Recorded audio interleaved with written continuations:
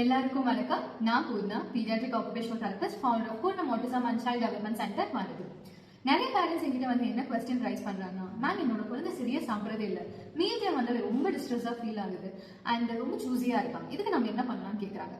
So இந்த மாதிரி behaviour உங்க குழந்தை உங்க வீட்லயும் பண்றாங்களா? ஸோ இந்த பிஹேவியர் நேம் தான் பிக்கி ஈட்டிங். ஸோ இந்த வீடியோவில் நம்ம பிக்கி ஈட்டர்ஸ்க்கு நம்ம எந்த மாதிரி சொல்யூஷன் தேடலாம் அண்ட் எந்த மாதிரி ஸ்ட்ராட்டஜிஸ் வந்துட்டு பண்ணால் நம்ம இது வந்து வெளியில வரலாம் அப்படிங்கிறத நம்ம பார்க்கலாம். First strategy is sensory exploration. இதில் எப்படி உங்க சைல்ட வந்து ஃபுட் கூட எங்கேஜ் ஆகுது பார்க்கலாமா? மோஸ்ட்லி இது எல்லாமே நான் ஈட்டிங் ஆக்டிவிட்டிஸ் மாதிரி தான் இருக்கும். நீங்க வந்துட்டு ஃபுட்டை வச்சுட்டு டச் பண்ண வைக்கலாம், ஸ்மெல் பண்ண வைக்கலாம், தென் வந்துட்டு நீங்க ஃபுட் பேஸ்ட் கிராஃப்ட் ஆக்டிவிட்டிஸ் கூட நீங்க இன்வால்வ் பண்ண வைக்கலாம்.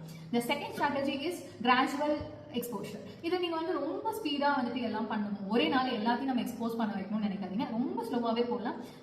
ஒரு நியூ ஃபுட்டை வந்துட்டு ஒரு நாளைக்கு நீங்க இன்ட்ரடியூஸ் பண்ணுங்க.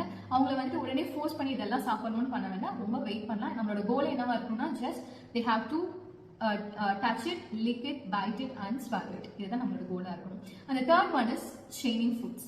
இதில் நம்ம என்ன பண்ணலாம்னா, மோஸ்ட்லி அவங்களுக்கு ஃபேவரட் ஃபுட் இருக்கும் இல்லையா, ஃபேவரட்ஸ். ஸோ அது மாதிரியே வந்துட்டு அவங்களுக்கு பிடிக்காத ஃபுட், அதாவது நியூ ஃபுட்ஸ் எல்லாமே நீங்க ப்ரிப்பேர் பண்ணி தரலாம். நம்ம ஃபார் எக்ஸாம்பிள் என்னன்னா, பொட்டேட்டோ சிப்ஸ் இல்லைன்னா பொட்டேட்டோ ஃப்ரை எல்லாம் பிடிக்கும்னா, அதே மாதிரி நீங்க வெஜ்ஜீஸ்ல மேக் பண்ணலாம், லைக் கேரட் ஃப்ரை அந்த மாதிரி நீங்க மேக் பண்ணி தருவோம். சேம், அதாவது சேம் டெக்ஸ்சர்ல இருக்கணும், சேம் டெம்பரேச்சர் மெயின்டைன் பண்ணிக்கணும், அந்த சேம் டேஸ்ட். இந்த மாதிரி தான் குழந்தை வந்துட்டு நியூ ஃபுட்டை கண்டிப்பாக எடுத்துப்பாங்க. ஃபோர்த் ஸ்ட்ராட்டஜி என்ன பார்த்தீங்கன்னா, மீல் டைம் என்வரான்மெண்டல் மாடிஃபிகேஷன். இதை நீங்க என்ன பண்ணணும்னா, கன்சிஸ்டண்டா ஒரே ரொட்டீன் ஃபாலோ பண்ணிக்கோங்க.